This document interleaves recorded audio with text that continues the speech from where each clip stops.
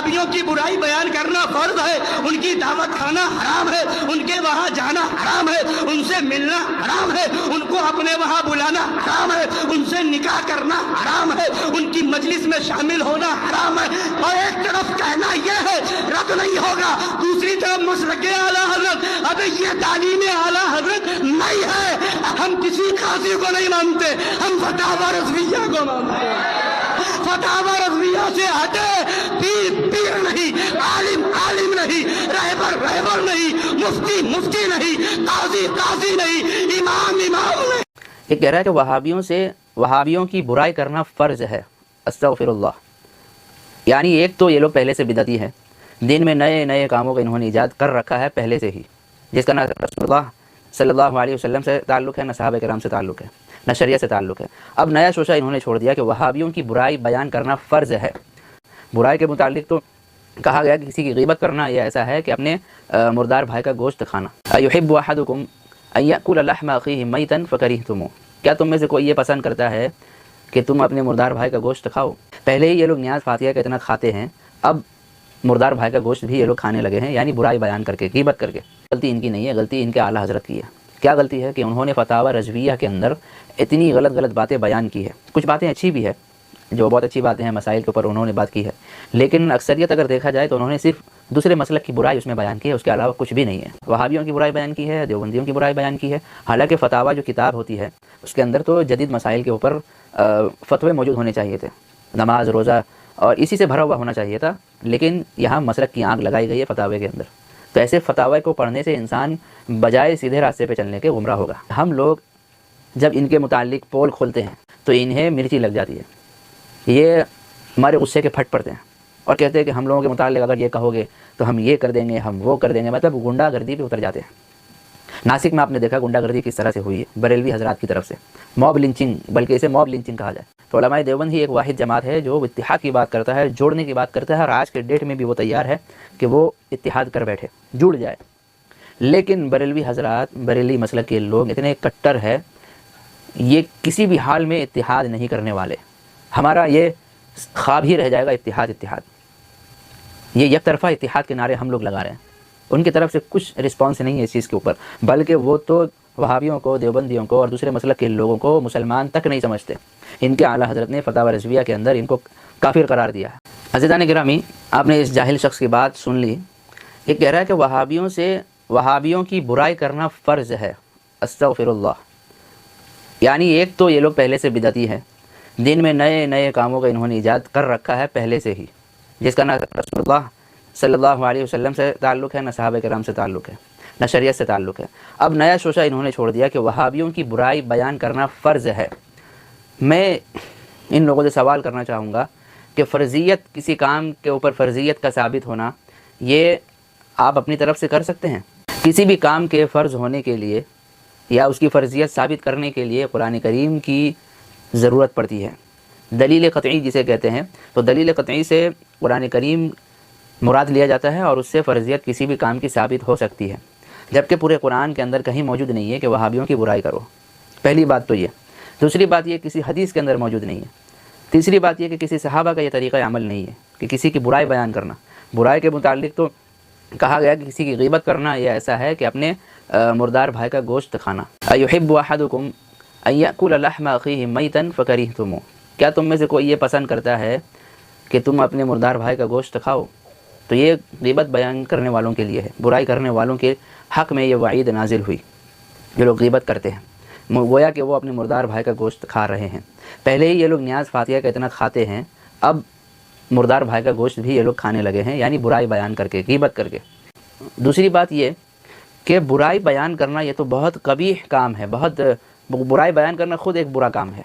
तो ये फ़र्ज़ कैसे हो गया? हत्ता कि काफिरों के मुतालिक और उनके माबूदान बातिला के मुतालिक भी कुरान करीम बुरे अल्फाज और बुरे जुमले का इस्तेमाल करने से मना करता है। माबूदान बातिला को भी अल्लाह तबारक व तआला ने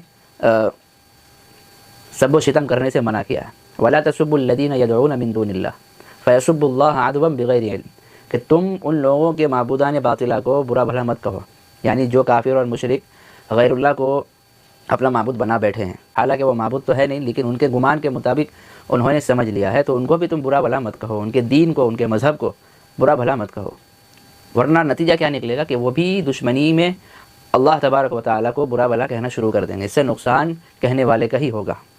تو یہ اسلام تو اتنا پاکیزہ مذہب ہے، اتنا نرم اور نازک مذہب ہے، جو صحیح چیز سکھاتا ہے کہ بھائی تم غیر جو بالکل حقدار ہے اس چیز کا کہ اسے غلط قرار دیا جائے، لیکن پھر بھی سب و شتم اور اس کے متعلق زبان درازی کرنے سے بھی منع کیا گیا۔ لیکن یہ اس کا تعلق کس جماعت سے ہے؟ مسلک اعلیٰ حضرت سے ہے، اس کا تعلق رضا خانی جماعت سے ہے، بریلوی جماعت سے ہے۔ اس نے کہا کہ برائی بیان کرنا فرض ہے، تو میرا سوال ہے کہ آپ دلیل پیش کرو، اس بات کے اوپر دلیل پیش کرو۔ دوسری بات اس نے کہی کہ اس سے ملنا جلنا، اس کے یہاں جانا، اس کی دعوتیں کھانا حرام ہے، تو اس کے اوپر بھی دلیل پیش کرو۔ آپ ہر ایک چیز کو اپنی طرف سے حلال کر دیتے ہیں، اپنی طرف سے حرام کر دیتے ہیں، جبکہ حلت اور حرمت قرآن کے فیصلے کے مطابق ہی ہوتا ہے۔ جب تک قرآن اس کے اوپر خاموش ہے، اس شریعت اس کے اوپر خاموش ہے، آپ نے اپنی طرف سے اس کو حلال کر لیا برائی بیان کرنے کو، جو کہ فی نفسی ہی حرام ہے، اور جو چیز حلال ہے اس کو اپنی طرف سے حرام کر دیا۔ بدعت بالائے بدعت، یہ اسے کہتے ہیں گمراہی۔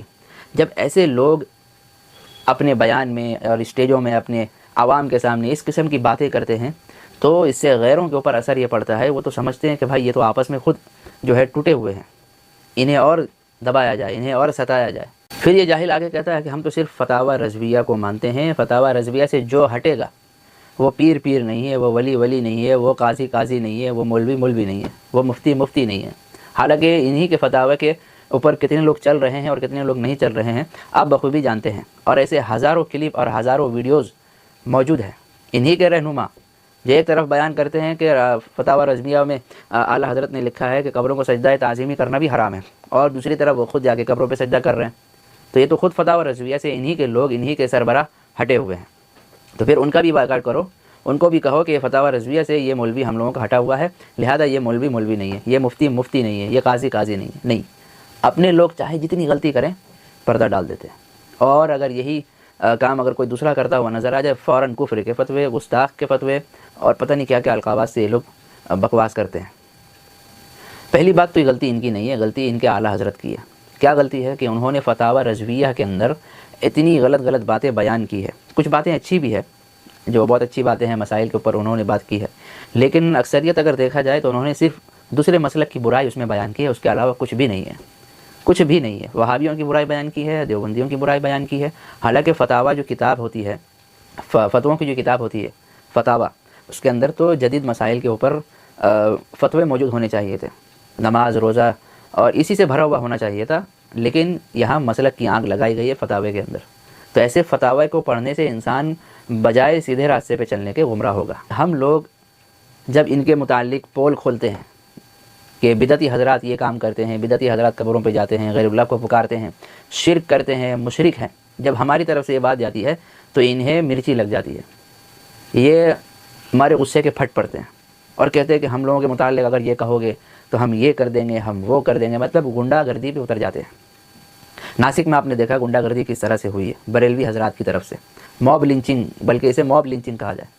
اور ابھی حال ہی میں جب ان کی پول کھل رہی ہے تو ان کے لوگوں کی طرف سے کمنٹس آئے ہیں کہ اگر دوبارہ اس قسم کی بات کریں گے تو آپ کے خلاف قانونی کارروائی کی جائے گی۔ بہت اچھی بات ہے، مجھے تو ہنسی آتی ہے ایسے باتوں پہ۔ آپ قانونی کارروائی کریں یا پھر سرکاری کارروائی کریں، کوئی لینا دینا نہیں، ہمیں جو کرنا ہو کریں۔ جس انسان کے پاس اپنے دفاع کے لیے ثبوت نہ ہو قرآن و حدیث سے، اور اپنے آپ کو ثابت کرنے کے لیے کوئی مستند ثبوت نہ ہو، تو وہ انسان کارروائی پہ، مار پیٹ پہ، جھگڑے اور لڑائی پہ اتر جاتا ہے، وہ غلم گلوچ پہ اتر جاتا ہے، فتنہ فساد میں اتر جاتا ہے۔ حالانکہ اپنی بات کو دلائل سے قائل کرنا یہ عقل مندی ہے، اور یہی ایک مضبوط فرقے کی پہچان ہے کہ اپنی بات کو آپ دلائل سے ثابت کیجئے، اپنے مسائل کو، اپنے مسلک کو دلائل سے ثابت کیجئے، آپ کی دلیل مضبوط ہونی چاہیے۔ لیکن ان بدعتیوں کے پاس نہ کوئی دلیل ہے بلکہ غنڈہ گردی کے علاوہ کچھ نہیں ہے۔ یہ صرف علماء دیوبند ہی ایک ایسا مسلک ہے جو اتحاد کی بات کرتا ہے۔ قربان جاؤں میں علماء دیوبند کے اعلیٰ ظرفی پر اتنے سارے اختلافات کے باوجود جب بات آ جاتی ہے اسلام کی اور کسی ایک مسلمان کی، جب غیروں کا حملہ ہو، تو علماء دیوبند ہی ایک واحد جماعت ہے جو اتحاد کی بات کرتا ہے، جوڑنے کی بات کرتا ہے، اور آج کے ڈیٹ میں بھی وہ تیار ہے کہ وہ اتحاد کر بیٹھے، جڑ جائے۔ لیکن بریلوی حضرات، بریلی مسلک کے لوگ اتنے کٹر ہے یہ کسی بھی حال میں اتحاد نہیں کرنے والے. ہمارا یہ خواب ہی رہ جائے گا اتحاد اتحاد. یہ یک طرفہ اتحاد کے نعرے ہم لوگ لگا رہے ہیں. ان کی طرف سے کچھ رسپانس نہیں ہے اس چیز کے اوپر، بلکہ وہ تو وہابیوں کو، دیوبندیوں کو اور دوسرے مسلک کے لوگوں کو مسلمان تک نہیں سمجھتے. ان کے اعلیٰ حضرت نے فتاوی رضویہ کے اندر ان کو کافر قرار دیا ہے. مسلمان تک نہیں سمجھتے، وہ اتحاد کیا کریں گے؟ اور ہم تو ان کو مسلمان سمجھتے ہیں، لیکن مشرک ہے یہ لوگ، شرک کرتے ہیں یہ لوگ. حالانکہ ہونا یہ چاہیے تھا کہ فتویٰ ہماری طرف سے جاری ہوتا کہ بھائی مشرکوں سے سلام کلام نہیں ہونا چاہیے. مشرک اور بدعتی اگر آپ کو سلام کرے تو اس کا جواب نہ دو. جیسا کہ روایتوں میں حضرت عبداللہ ابن عمر رضی اللہ تعالیٰ عنہما، ان کے پاس جب کوئی سلام بھیجتا تو وہ پہلے تحقیق کرتے تھے کہ بھائی وہ سلام بھیجنے والا شخص بدعتی تو نہیں تھا. اگر بدعتی نکلتا تو اس کے سلام کا جواب تک نہیں دیتے. تو یہ فتویٰ تو ہماری طرف سے جاری ہونا چاہیے تھا، لیکن یہ ہماری اعلیٰ ظرفی کی بات ہے کہ ہم لوگوں نے ایسا کوئی فتویٰ نہیں دیا کہ بھائی چلو کلمہ پڑھتا ہے کبھی نہ کبھی ہدایت مل جائے گی، ہو سکتا ہے راہ راست پہ آ جائے. اور ایسا نہیں ہے کہ بریلوی مسلک کے لوگوں میں سارے ہی جو ہے گمراہ ہے اور مشرک ہے، ایسا نہیں ہے. بلکہ کچھ سیکولر بریلوی حضرات بھی موجود ہیں، کچھ اچھے کوالٹی کے لوگ بھی موجود ہیں، جیسے مولانا شمس الدین بریلوی. یہ بہت ہی زبردست عالم دین میں ان کو آج کے زمانے میں تصور کرتا ہوں بریلی مسلک میں. باقی ان کے علاوہ جتنے لوگ ہیں سب گمراہی میں ہے، ضلالت میں ہے، کٹرتا میں ہے، غنڈہ گردی میں ہے. ان کو مار پیٹ، مناظرہ، جھگڑا، فتنہ فساد یہی دکھتا ہے. اور آخری بات یہ کہ ہمارے اسٹیج سے انشاءاللہ آپ کو کبھی بھی اس قسم کی باتیں نہیں ملیں گی. علماء دیوبند کے اوپر اگر آپ نظر دوڑائیں گے تو جتنے علماء ہمارے ہیں اکابرین جو موجود ہے اس وقت اور جو گزر گئے ہیں، انہوں نے کبھی بھی اس قسم کے نعرہ بازی اور اس قسم کے غیبتیں کرنا، برائی کرنا، یہ مزاج انہوں نے نہیں رکھا. نہ اسٹیج پہ نہ لوگوں کے سامنے کبھی اس قسم کی باتیں انہوں نے کی ہے. اور ان کے مسلک کے جتنے بھی رہنما ہیں یہ کبھی بھی اسٹیج کے اوپر اصلاحی بات نہیں کرتے ہیں. بھائی لوگوں کی نماز درست نہیں ہے، لوگوں کو وضو کا طریقہ نہیں آتا، غسل کرنے کا طریقہ نہیں معلوم، پاکی ناپاکی کا انہیں فرق نہیں معلوم. یہ ساری چیزوں پہ بات ہونی چاہیے تھی. فتاوی رضویہ کا استعمال ان ساری چیزوں کے اوپر ہونا چاہیے تھا، لیکن انہوں نے صرف اسٹیج کے اوپر مسلک کی دھوم مچائی ہوئی ہے. یہ مسلک صحیح نہیں، وہ مسلک صحیح نہیں، دعوت اسلامی والے صحیح نہیں، تبلیغی جماعت صحیح نہیں، وہابی صحیح نہیں، دیوبندی صحیح نہیں. تو صحیح کون ہے پھر؟ یہ اپنے آپ کو صحیح سمجھتے ہیں، حالانکہ یہ لوگ مشرک ہیں، انہیں پتہ تک نہیں ہے. انہیں پتہ تک نہیں ان کے ساتھ ہو کیا رہا. ان کے اعلیٰ حضرت نے ان کے کندھے پہ جو ایک توق ڈال دیا ہے، یہ پٹھا یہ اپنے گلوں سے نہیں اتار سکتے.